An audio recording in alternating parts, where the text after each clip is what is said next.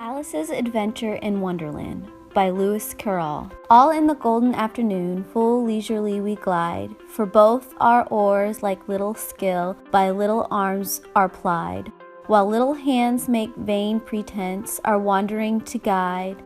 Ah, cruel three, in such an hour, beneath such dreamy weather, to beg a tale of breath too weak to stir the tiniest feather.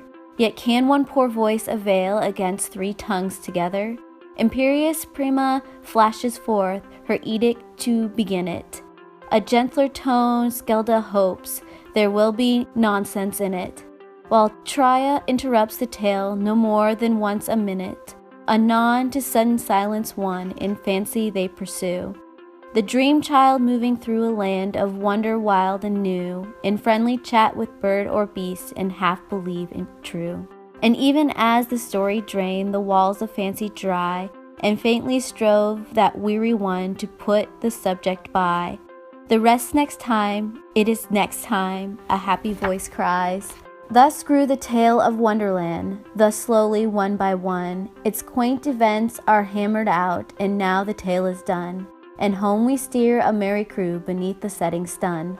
Alice a child's story take, and with gentle hands lay it where childhood dreams are twined in memory's mystic band, like pilgrim's weathered wreath of flowers plucked in a far-off land. Chapter 1. Down the Rabbit Hole. Alice was beginning to get very tired of sitting by her sister on the bank and having nothing to do. Once or twice she peeped into the book her sister was reading, but it had no pictures or conversation in it. And what is the use of books, thought Alice, without pictures or conversation? So she considered in her own mind, as well as she could, for the hot day made her feel very sleepy and stupid, whether the pleasure of making a daisy chain would be worth the trouble of getting up and picking up daisies, when suddenly a white rabbit with pink eyes ran close by her. There was nothing so very remarkable in that, nor did Alice think it so very much out of the way to hear the rabbit say to itself, oh dear, I shall be late." When she thought it over afterwards, it occurred to her that she ought to have wondered at this, but at the time it all seemed quite natural. But when the rabbit actually took a watch out of its waistcoat pocket and looked at it and then hurried on, Alice started to her feet, for it flashed across her mind that she had never before seen a rabbit with either a waistcoat pocket or a watch to take out of it, and burned with curiosity. She ran across the field after it, and fortunately was just in time to see it pop down a large rabbit hole under the hedge.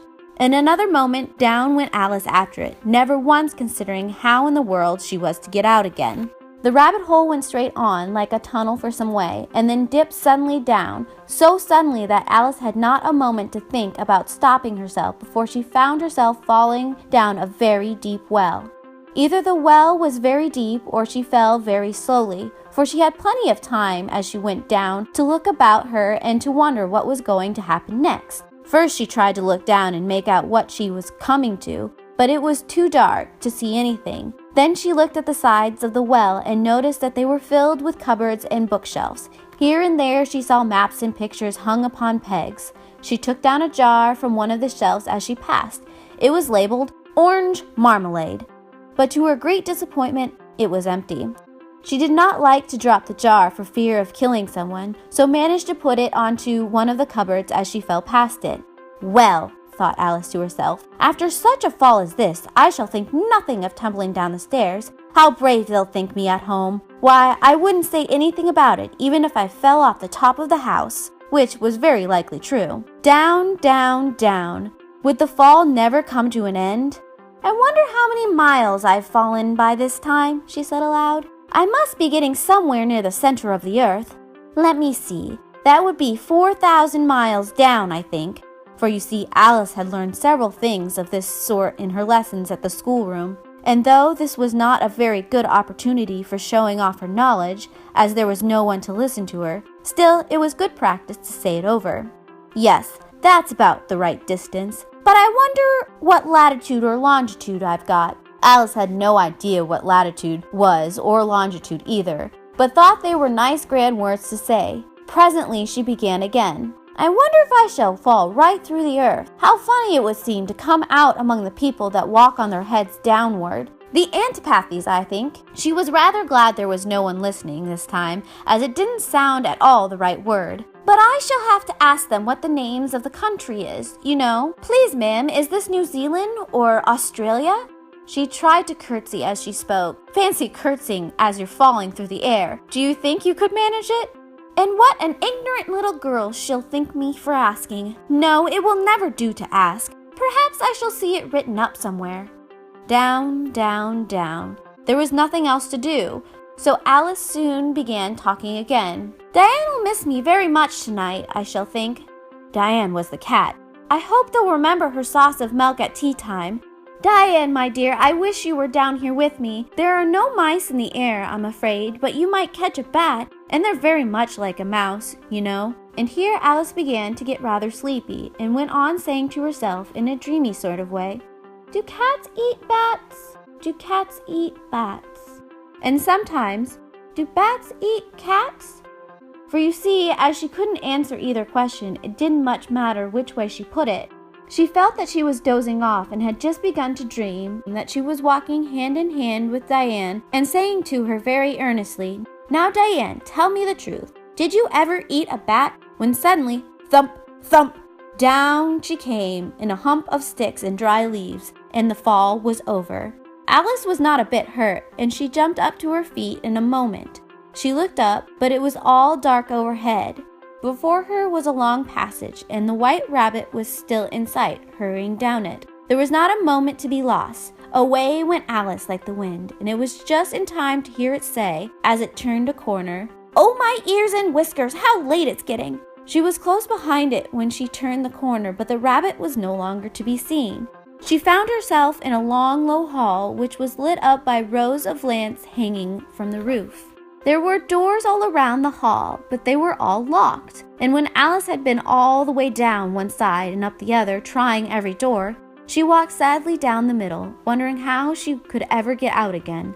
Suddenly she came upon a three-legged table, all made of solid glass. There was nothing on it except a tiny key, and Alice first thought that it might belong to one of the doors of the hall, but alas, either the locks were too large or the key was too small. But at any rate, it did not open any of them. However, on the second time around, she came upon a low curtain she had not noticed before, and behind it was a little door about 15 inches high. She tried the little golden key in the lock, and to her great delight, it fitted.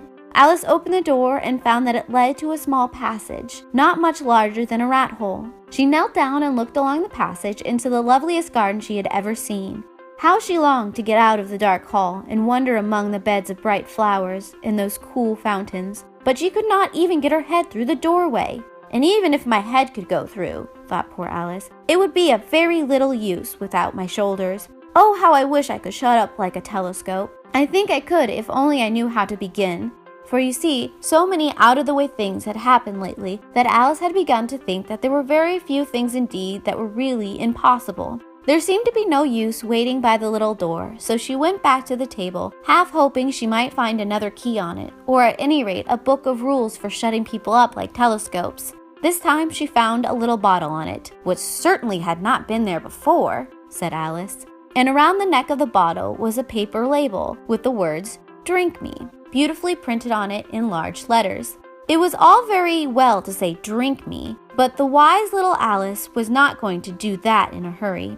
No, I'll look first, she said, and to see whether it is marked poisoned or not. For she had read several nice little histories about children who had got burnt and eaten up by wild beasts and other unpleasant things, all because they would not remember the simple rules their friends had taught them, such as that a hot red poker will burn you if you hold it too long, and that if you cut your finger very closely with a knife, it usually bleeds.